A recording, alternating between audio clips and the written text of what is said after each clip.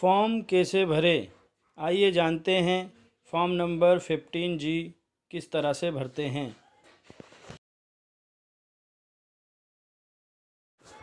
Form number 15G जो कि income tax department के द्वारा जारी किया जाता है, इसे आप इनकम टैक्स की वेबसाइट से जाकर अपलोड कर सकते हैं। फॉर्म 15G EPF निकालते समय भरे जाने वाला एक महत्वपूर्ण डॉक्यूमेंट है जिसे कि आपको अपलोड करना होता है। आप फॉर्म 15G अपलोड करते हैं तो आपको जो उस पे टैक्स लगने वाला रहता है वो नहीं लगता है, यदि आप टैक्स इनकम के दायरे में नहीं आते हैं तो।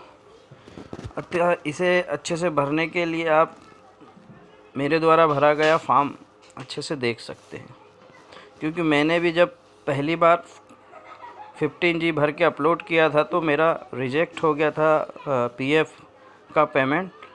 फिर मैंने एक अच्छे यूट्यूबर के माध्यम से सीखा फॉर्म भरना, इसलिए मैं आप लोगों को बता रहा हूँ। सबसे पहले जो इस कॉलम में है नाम डिक्लेरेंट का, वहाँ पर आपको अपना नाम भरना है, जैसे कि मैंने अपना नाम लिखा है शेख जहीर। फिर सेकंड कॉलम में आपको पैन नंबर डालना है। पैन नंबर आप अच्छे से पूरा देख के सही लिखें। तीसरे कॉलम में आपका स्टेटस डालना है मैरिटल, आपका स्टेटस डालना है इंडिविजुअल है, कंपनी है या एम्प्लॉय है, जो भी है आपका स्टेटस डालिए। तो यहाँ पर आप स्वयं अपना EPF निकाल रहे हैं तो इंडिविजुअल लिख दीजिए। प्रीवियस ईयर, जैसे कि अभी 2021 चल रहा है तो इसका प्रीवियस ईयर 2020 और 21 रहेगा, तो आपको वहाँ पर ये फिल करना है। 1 अप्रैल के बाद आप यहाँ 21 और 22 लिख सकते हैं। रेसिडेंट स्टेटस में आप लिख दीजिए रेसिडेंट, आप रहते हैं तो वहाँ पर रेसिडेंस लिख सकते हैं। और मैं जैसे रहता हूँ खंडवा में तो रेसिडेंस लिख दिया।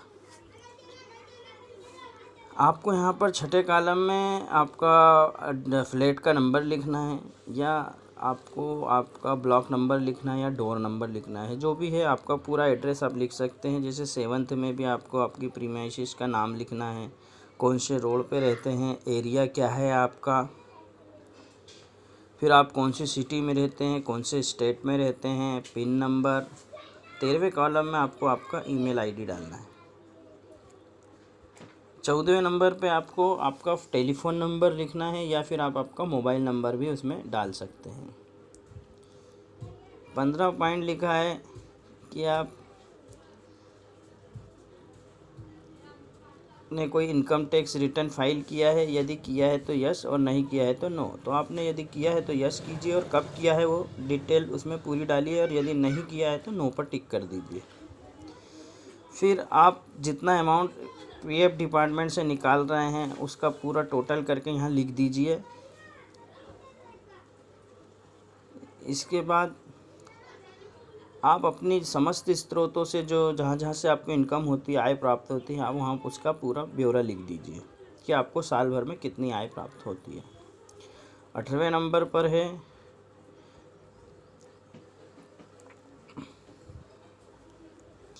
Detail of form number 15G other than this form fill during the previous year. आपने कोई पिछले साल में कोई फॉर्म भरा हो या इस साल और कहीं पर 15G फॉर्म भरा हो तो उसकी डिटेल दीजिए। टोटल नंबर ऑफ 15G मैंने कोई नहीं भरा था, इसलिए मैंने 0 डाल दिया। कितने का भरा था, तो जितने जगह आपने भरा है 15G उतना अमाउंट डालिए, यदि नहीं भरा है तो आप 0 लिख दीजिए। कॉलम नंबर 19 में लिखा है आपको आपका UN नंबर लिखना है। यदि आप PF डिपार्टमेंट से अपना पेमेंट निकाल रहे हैं तो UN नंबर डाल दीजिए।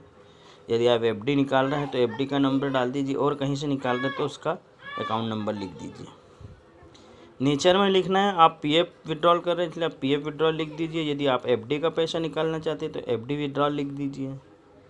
सेक्शन किस सेक्शन के अंतर्गत ये भरा जाता है, तो EPF के लिए 192A लिखना है आपको। फिर लास्ट में पूरा टोटल करिए, जितना आपको पेमेंट निकल रहा है उसका अमाउंट लिख दीजिए। नीचे आपको डिक्लेरेंट के रूप में साइन करना है। फिर वेरिफिकेशन पे आ जाइए, यहाँ पर भी आई वी लिखा है तो आप आपका नाम लिख दीजिए जैसे मैंने शेख ज़हीर लिखा है। इसके बाद में आपको यहाँ पर एंडिंग ईयर लिख दीजिए। जैसे अभी मार्च चल रहा है तो 31/3/2021 लिखा हूँ, और 1 अप्रैल के बाद आपको यहाँ पर 22 लिखना पड़ेगा, यानी 31/3/2022 1 अप्रैल के बाद। और अभी मार्च के एंड तक के आपको 31/3/2021 ही लिखना पड़ेगा। असेसमेंट ईयर यानी आपका टैक्स कब असेसमेंट होगा, तो अभी 2021 मार्च से पहले फॉर्म भरा है, इसलिए 31 मार्च 2022 है। यदि आप 1 अप्रैल या 1 अप्रैल के बाद भरते हैं तो यहाँ पर 31 मार्च 2023 आपको मेंशन करना होगा। इसी तरीके से यहाँ पर एंडिंग वर्ष 31/3/2021 है, अप्रैल के बाद यहाँ पर 22 हो जाएगा, और यहाँ पर अप्रैल के बाद 23 हो जाएगा। आपका पैलेस लिख दीजिए, डेट डाल दीजिए, सिग्नेचर कर दीजिए। इस तरह से कंप्लीट फॉर्म आपका फुलफ़िल हो जाएगा, और इस फॉर्म को आप EPF निकालते समय अपलोड कर दीजिए। Thank you. यदि आपको मेरी जानकारी अच्छी लगी है तो इसको शेयर कीजिए, लाइक कीजिए और मेरे चैनल को सब्सक्राइब कीजिए।